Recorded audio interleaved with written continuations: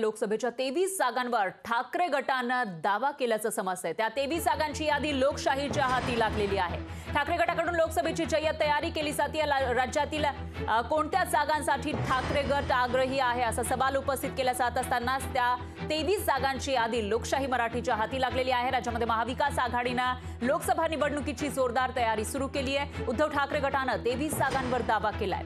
खासदार संजय राऊत यांनी त्याबाबत वेळोवेळी सूतोवाच सुद्धा केला आहे। तर जागा वाटपाच्या अंतिम चर्चेमध्ये काही जागांवर फेरफार होऊ शकतो, मात्र 23 जागांवर ठाकरे गट ठाम असल्याची नेत्यांची माहिती आहे। यापैकी शिरूरची जागा पवार गटासाठी तर अकोल्याची जागा वंचितला सोडण्याची तयारी ठाकरे गटानं दाखवल्याचंही कळतंय।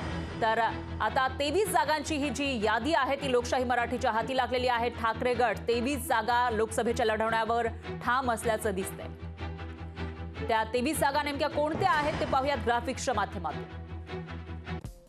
रामटेक, बुलढाणा, यवतमाळ, वाशिम, त्याचबरोबर हिंगोली, परभणी, जालना, संभाजीनगर या ठिकाणी लढण्यासाठी ठाकरे गट आग्रही आहे।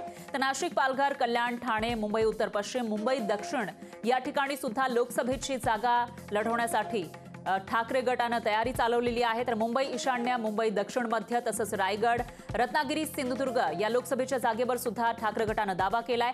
मावळ, शिर्डी, धाराशिव इथल्या जागांवर सुद्धा आणि त्याचबरोबर हातकणंगले स्वाभिमानी शेतकरी संघटनेसाठी सोडू शकतात अशी माहिती समोर आलेली आहे। लोकशाही मराठी ऐका, पहा, जागरूक रहा।